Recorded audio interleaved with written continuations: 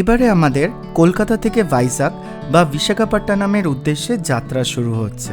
মাঝে আমরা একটা হল্ট নেব গোপালপুরে। থাকবো একেবারে গোপালপুর বিচের কাছে স্টেকেশন বেসড একটা সুন্দর ফ্ল্যাটে। Bedroom, kitchen, dining area, washroom, swimming pool, garden area, lawn, games room, everything included. Gopalpur almost 600 থেকে 650 কিলোমিটার দূর কলকাতা থেকে। পৌঁছাতে সময় লাগে 12 থেকে 14 ঘন্টা। আমরা ক্রস করব খড়গপুর, জলেশ্বর, ভদ্রক, কটক, ভুবনেশ্বর, আর তারপর রম্বা হয়ে পৌঁছে যাব গোপালপুর সি বিচ। ভাইজাগ যাওয়ার এই রুটে গোপালপুর সি বিচ একেবারে গোল্ডেন স্পট হল্ট বলতে পারেন। এতে ট্রিপ বেশি হেক্টিকও হবে না, আর তাছাড়া আমরা চিল্কা বা রম্ভার মতন স্পটও এনজয় করতে পারবো। অবশেষে গোপালপুর সি বিচে লাইট হাউসের সামনে একটা সন্ধে কাটিয়ে আবার ফুল এনার্জি নিয়ে বিশাখাপট্টনমের উদ্দেশ্যে যাত্রা শুরু করা যায়। যাই হোক, এই ব্লগে আপনাদের সামনে তুলে ধরব কলকাতা থেকে গোপালপুর যাওয়ার highway, NH-16 recent road condition আর whole night driving experience.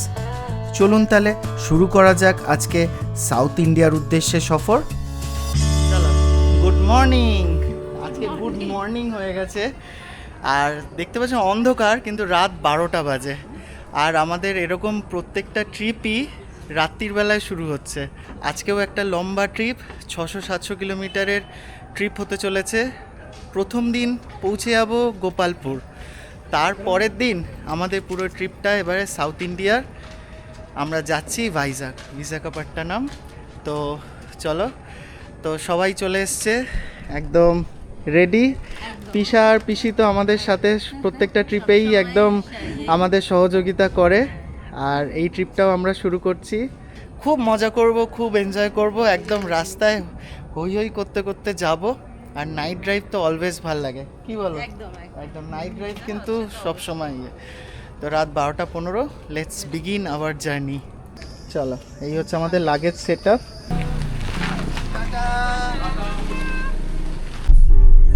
Trip meter 0 করলাম আর ম্যাপ সেট করে দিয়েছি। ম্যাপে 11 ঘন্টা দেখাচ্ছে ডেস্টিনেশন। চলুন, 607 কিলোমিটার রাস্তা গোপালপুর, এই বনশ্রী দিয়ে বেরোচ্ছি।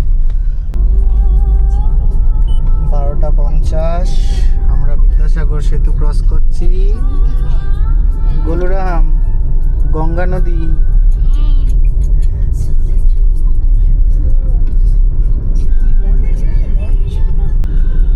বিদ্যাসাগর সেতুর টোল প্লাজাতে পৌঁছে গেছি।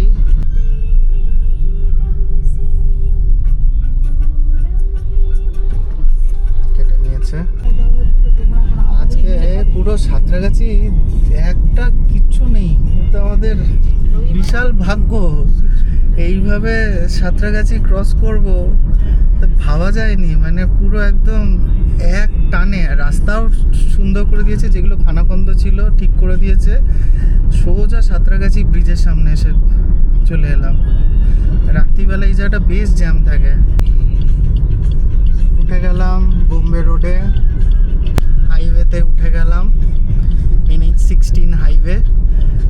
আর মানে খুব ফাস্ট এলাম, একটার মধ্যে মানে 5-10 মিনিট লাগলো সাঁতরাগাছি ক্রস করতে।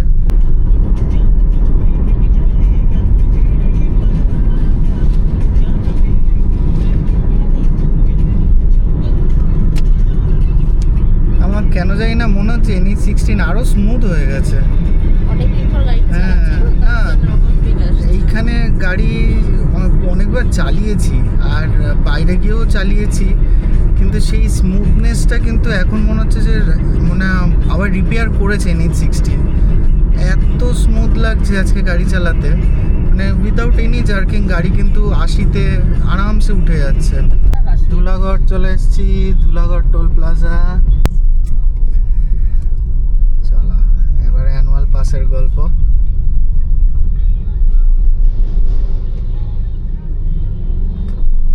চলো, রাস্তা এতটাই অসাধারণ করে দিয়েছে এখন, মানে আর রাত্রির বেলা 1 ঘন্টার ভেতরে কোলাঘাটের সামনে চলে এসেছি। দেউলটি ক্রস করেছি জাস্ট, মানে রূপনারায়ণ নদীটা ক্রস করলেই কোলাঘাট। তো একটা ধাবা দেখে দাঁড়ালাম।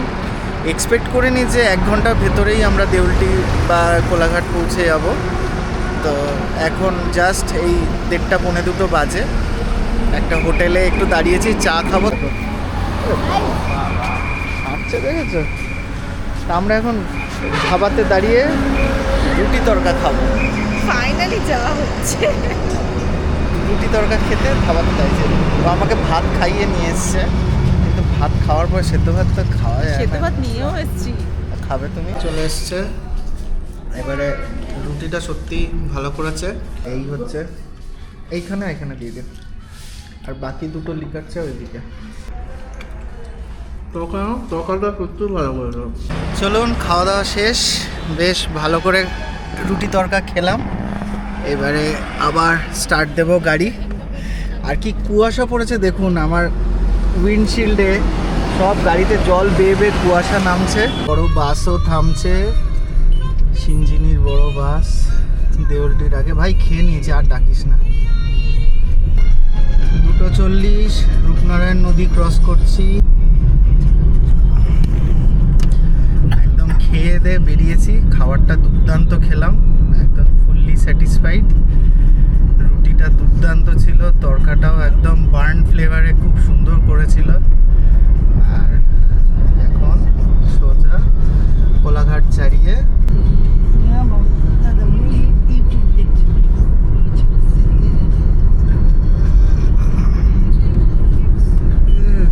মানে যা হচ্ছে আজকে, যে টাইমের অনেক আগে পৌঁছে যাব।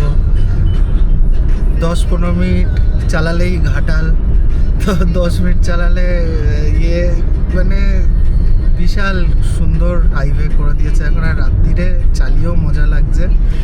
দেখুন কুয়াশাটা, দেখুন চারিদিকে, লাইটের নিচে কুয়াশা, মেঘ যাই বলুন।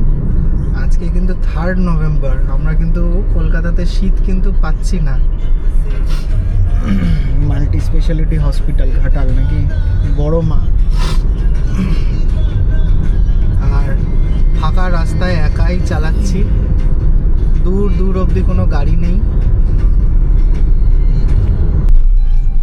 ঘাটালের পর একটা ছোট্ট ডাইভারশন পেলাম। মানে এই দিকটা দেখুন, অপোজিটে গাড়ির লাইট যেগুলো আছে, হ্যাঁ টিন্ডাল এফেক্ট হচ্ছে। অপোজিটের গাড়িগুলো মানে ডিফিউজ হয়ে লাইটটা আমাদের কাছে আসছে, খুব সুন্দর লাগছে। আর আমরা মাঝে মাঝে হিটারও চালিয়ে দিচ্ছি,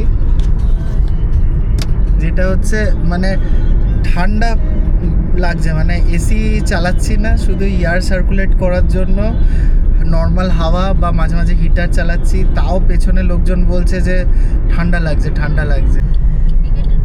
হ্যাঁ, আমিও জ্বালিয়ে নিলাম।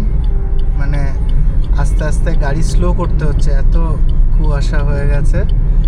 আর আমি হ্যাজার্ড লাইট জ্বালিয়ে গাড়ি চালানো শুরু করলাম। চলে এসেছি ডেবরা টোল প্লাজা। ডেবরা হচ্ছে আমাদের বাড়ি থেকে 3 নম্বর টোল প্লাজা। ঢুকে গেছি একদম। এখন বাজে হচ্ছে 3:20। ডেবরা টোল প্লাজা ক্রস করছি।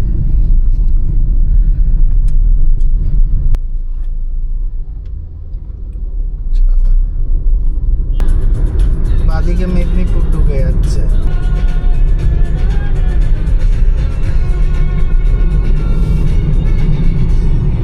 আমরা নিচ দিয়ে চলে গেলাম। Bhubaneswar 318 kilometre, Paradip 334, Balasore 119 kilometre. উড়িষ্যারই কোনো টোল প্লাজা। Valid 5 tyre. চলো, খুলে দিয়েছে। বাইকের এই সুবিধা, টোল দিতে হয় না। অনেকক্ষণ পর একটু লাইট দেখতে পেলাম চারিদিকে। আমরা বেলদায় ঢুকবো, আর কিছুক্ষণ পরেই বেলদা ঢুকে যাবো। চলে এসছি, 4টে বাজতে যাচ্ছে, বেলদা ঢুকবো।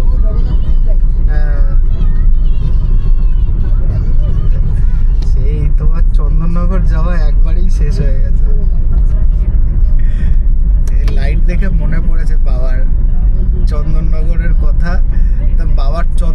যাওয়ার খুব শখ। আগের বছর নিয়ে গেছি, এত হেঁটেছে, এবছর আর বলেনি চল চন্দননগর যাবো। সে হাইওয়ের মাঝখানে এমার্জেন্সি ল্যান্ডিং, প্লেনের জন্য ল্যান্ডিং স্ট্রিপ এগুলো। হ্যাঁ, এই মাঝখানে দেখো ডিভাইডার রাখে না।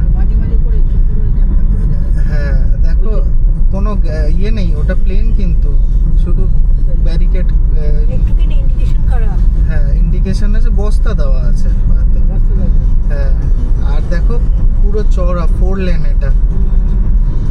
তো এটা বিলদার পরে হচ্ছে এটা এমার্জেন্সি ল্যান্ডিং স্ট্রিপ, মানে প্লেন নামতে পারবে এখানে।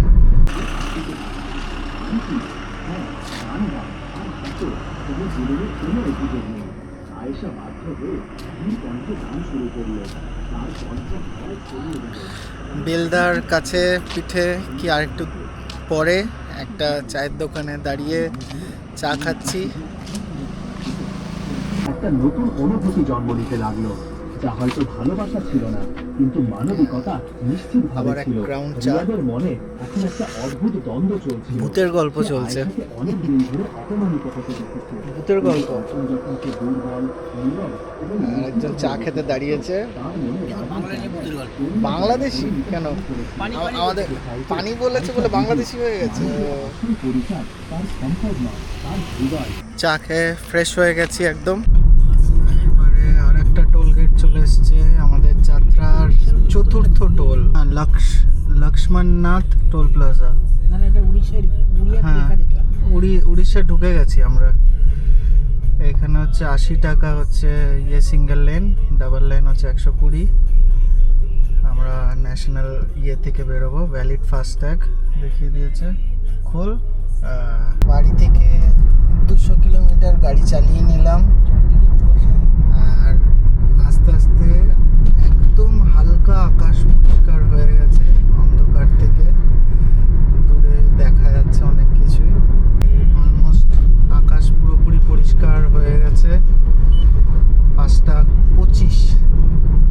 জায়গাটার নাম হচ্ছে তেঁতুলিয়া। এগুলো সব স্পিড ক্যামেরা মনিটরিং এর জন্য। আমি 60-এ নামিয়ে দিচ্ছি গাড়ি। 80 কিলোমিটার হচ্ছে এখানকার গাড়ির স্পিডের লিমিট। তো যেটা ব্যাপার হচ্ছে, আমি যত ব্লগ দেখেছি সব জায়গাতে শুনেছি যে এখানে বাংলার গাড়ি দেখলেই যদি 80-র উপরে সঙ্গে সঙ্গে ফাইন হেফটি অ্যামাউন্ট পাঠিয়ে দেয়। একজনে তো দেখেছিলাম শুধু পলিউশন আর ইয়ে চিনে 10,000 টাকার ফাইন। তো খুব সাবধানে এখানে ড্রাইভ করতে হচ্ছে। এতগুলো পোস্ট দেখেছি। এখানে উড়িষ্যার গাড়িগুলো পাগলের মতন যাবে, কিন্তু বাংলার গাড়ির প্রতি জানি না কিসের এখানে সরকারের এত বিদ্বেষ। খুঁজে খুঁজে বাংলার গাড়িকেই কেস দেয়। হালদিপাড়া। হ্যাঁ, এই যে আমরা এইখান দিয়ে বাদিক দিয়ে গাড়ি নামিয়ে দিয়েছিলাম দুবলাগিরি যাওয়ার রাস্তা। হালদিপাড়া এই গাড়ি নিয়ে এসেছিলাম দুবলাগিরি। ভোর 6টা বাজে বালাসোর ঢুকে গেছি। বালাসোরের উপর দিয়েই যাচ্ছি। নেক্সট স্টপ কটক বা ভুবনেশ্বর। এই যে দেখুন, লোকে সকাল সকাল জগিং করতে বেরিয়ে গেছে। ছবি তুলছে, বাবা বাইকার ছবি তুলছে। হ্যাঁ, এখানে চারিদিকে জগন্নাথ মন্দির।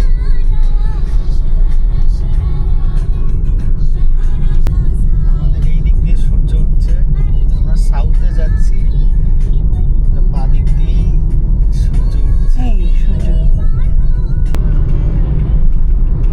এখান থেকে নীলগিরি পর্বত দেখা যাচ্ছে, গোপ্রোতে বা ইয়েতে ডিজাইতে দেখা যাচ্ছে না। এইটাই হচ্ছে সেই গেছিলাম নীলগিরি পাহাড়। আর রে রাস্তায় গরু দাঁড়িয়ে গেছে। হচ্ছে এখানকার স্পিড ক্যামেরা। হ্যাঁ, ওই মাথায় রেখেছে, খুঁজে খুঁজে তারপরে দেবে কেস। ষাঁড় বসে আছে, ষাঁড় হাইওয়েতে বসে আছে। জায়গার নাম হচ্ছে খান্তাপদা। খান্তাপদা, বাড়িপাদার পরে খান্তাপদা। কনস্ট্যান্ট 80-তে ক্রুজ করে যাচ্ছে। উড়িষ্যার গাড়ি ফাড়ি কিন্তু একদম চালাচ্ছে।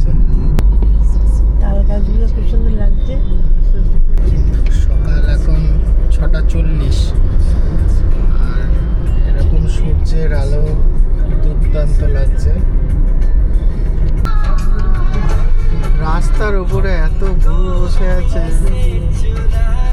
স্ট্রে ডগের মতন, স্ট্রে ক্যাটেল চারিদিকে। ভোর 7টা, ভদ্রক ক্রস করছি, ঠিক টাইমেই আছি, একদম কনস্ট্যান্ট চালিয়ে যাচ্ছি, কোনো রাস্তায় কোনো অসুবিধা হচ্ছে না, আর খুব মজা করেই চালানো যাবে এখানে। Welcome to Bhadrak town, Bhadrak municipality, বাদিকে ভদ্রক সিটি।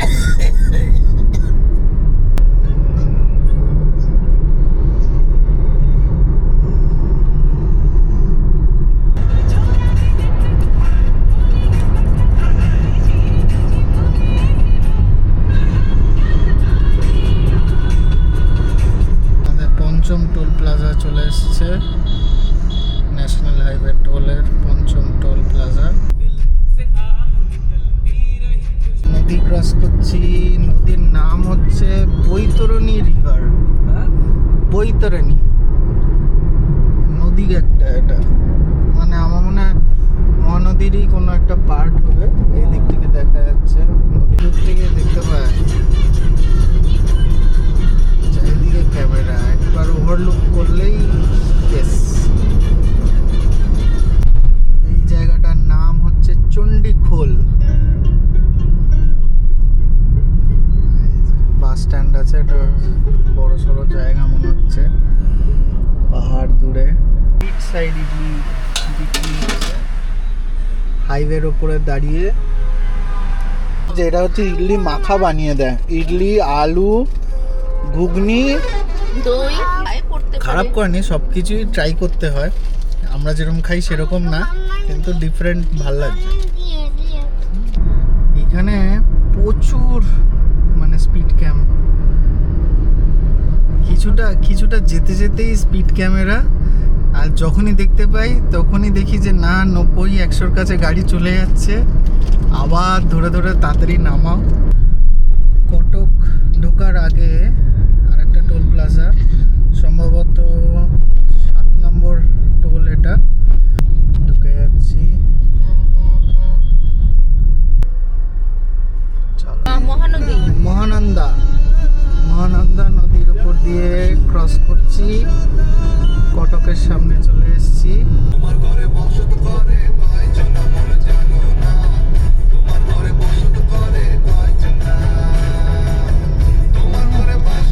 চশমা পরে নাচতে বসেছে,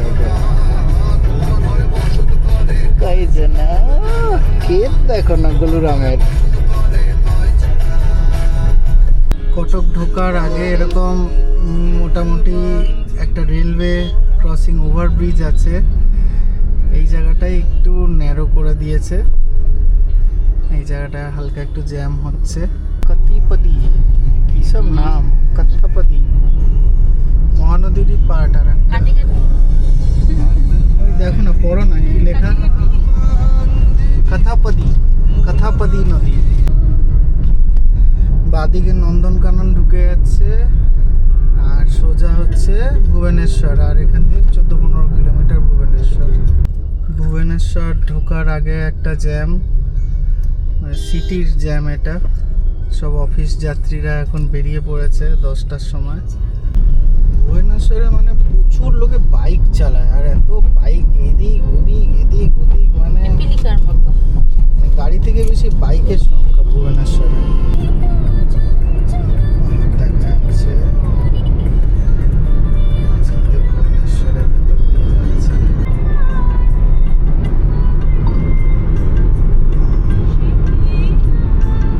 অ্যাঙ্গেল হয়ে যাচ্ছে। এইসব পাহাড়ের ছবি তুললে মনে হয় লোকের হস্তক্ষেপ এসে গেছে। এটা তো ইস্টার্ন ঘাট না, ওল্ড মাউন্টেন। সবসময় হিমালয়াই হবে, ইস্টার্ন ঘাট না, এটা ইস্টার্ন ঘাট। গুডিপাড়া টোল প্লাজা, 8 নম্বর টোল প্লাজা চলে এসেছি, গুডিপাড়া টোল প্লাজা। লোকই নেই, আয় আমি বেরিয়ে যাচ্ছি। এই যে বাদিকে বাদিকে চলে গেল পুরীর রাস্তা। এইখান দিয়ে 60 কিলোমিটার মাত্র পুরী। জয় জগন্নাথ। জয় জগন্নাথ। ধাই গিরি গিরি জয় জগন্নাথ। হ্যাঁ হ্যাঁ, সমুদ্র ওই দিক দিয়ে যাচ্ছে তো, আমরা ওই সমুদ্রটাকেই গোপালপুরে গিয়ে ধরবো। হ্যাঁ, এই যে এতটা এসছিলাম, ভাবো তো, আমিও ভাবছি, তাই গাড়ি চালাচ্ছি আর ভাবছি যে 10 বছর না 15 বছর আগে ওই পুটকে গাড়ি নিয়ে আর ফুললি লোডেড গাড়ি নিয়ে এসছিলাম। যদি আপনি আমার মানে আগের ভিডিওগুলো দেখেন, ওর মধ্যে ফার্স্ট ভিডিও আছে পুরীর ভিডিও, যেখানে একদম ফুল আমি এন্থু নিয়ে এসছিলাম, বিশাল লড়াই করে। তখন সদ্য গাড়ি চালানো শিখেছি, কীভাবে যে আমিও পেরেছি জানি না, কিন্তু স্মুথলি এসছি, গেছি, কোনারক করেছি। অ্যান্ড সেই তখন ভেবেছিলাম যে না ভাইজ্যাক যাব, সেই ভাইজ্যাক যাওয়ার গল্প এতদিন পর হচ্ছে, 10-15 বছর। যাই হোক, সেই প্ল্যানটা তখন হয়েছিল বদ্দা আর বৌদিকে নিয়ে, সে তো আর আসতে পারলাম না। এখন হচ্ছে ওয়াইফ আর গোলু, কে জানতো যে গোলু না আসলে যেতে পারতাম না। তাই সেই ভাইজ্যাকের উদ্দেশ্যে অলমোস্ট 10-15 বছর পুরনো প্ল্যান সাকসেসফুল হচ্ছে। এই আবার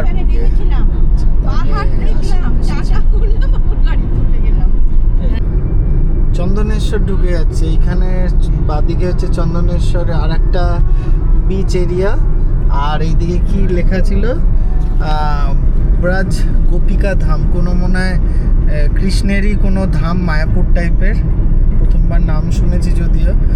এই ডান দিকে আর বাদিকে হচ্ছে চন্দনেশ্বর, আর আমরা যাচ্ছি সোজা গোপালপুর। এখান থেকেও মানে ন্যাশনাল হাইওয়ে 16-এ 33 কিলোমিটার এখনও যেতে হবে, তারপরে আরও মনে হয় 40-50 কিলোমিটার ভেতরের দিকে। এখান থেকে টাইম লাগবে 1.5 ঘন্টা মতন টাইম লাগবে হয়তো।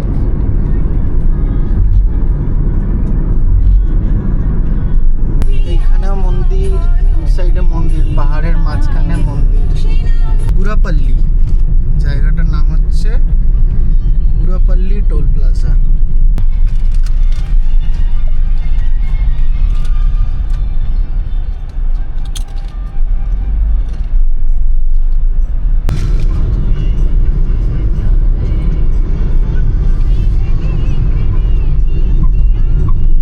একটু ঘাট সেকশন টাইপের, মানে পাহাড়ে রাস্তা শুরু হয়ে গেছে, আর একদম পাহাড়ের পাশ দিয়ে যাব, ইস্টার্ন ঘাটসের পাশ দিয়ে।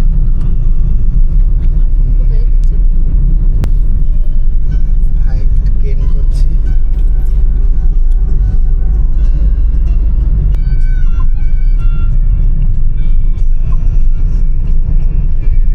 এখান দিয়ে আর 5-10 কিলোমিটার হচ্ছে রম্ভা। রম্ভাতেও আসতে পারেন, রম্ভাতে এবারে আর সময় হবে না।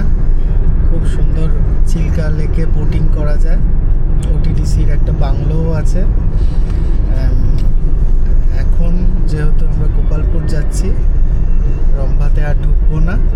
অলমোস্ট তাড়াতাড়ি করে আমাদের যে স্টেকেশন বা যেখানে নিয়েছি সেখানে ঢুকে ফ্রেশ হতে হবে। সারা রাত সবাই ট্রাভেল করেছে, তো চলুন।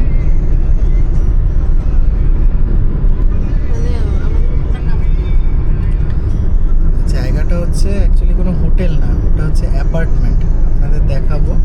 অ্যাপার্টমেন্টের 1 BHK ফ্ল্যাটগুলোকে ওয়েল ফার্নিশ করে সবাইকে দেওয়া হয়। তো ওইখানে কিচেনও আছে, বুঝতে পারছেন, বেডরুম, হল, কিচেন সব কিছুই আছে ফেসিলিটি।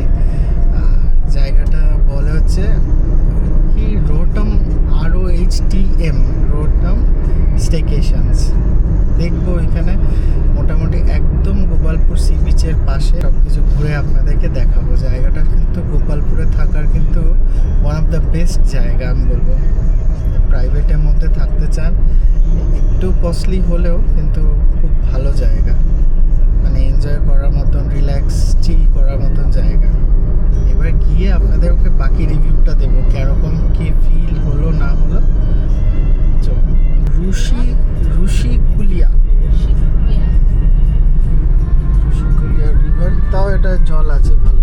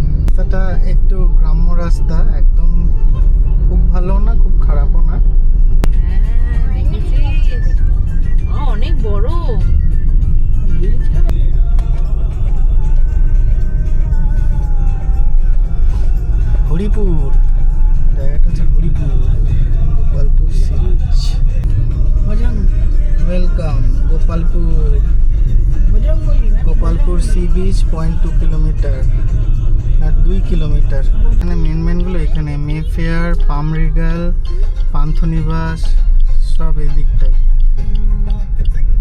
এই হোটেল আছে, এই যে বাইরেও হোটেল আছে, আদিত্য ইন লজিং।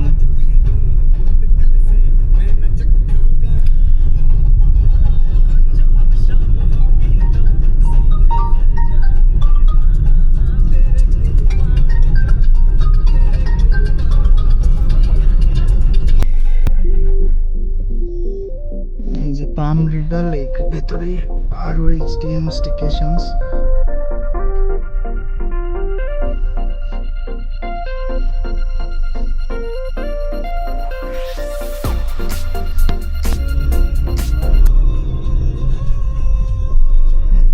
রুমগুলো হচ্ছে অ্যাপার্টমেন্ট মেইনলি সব।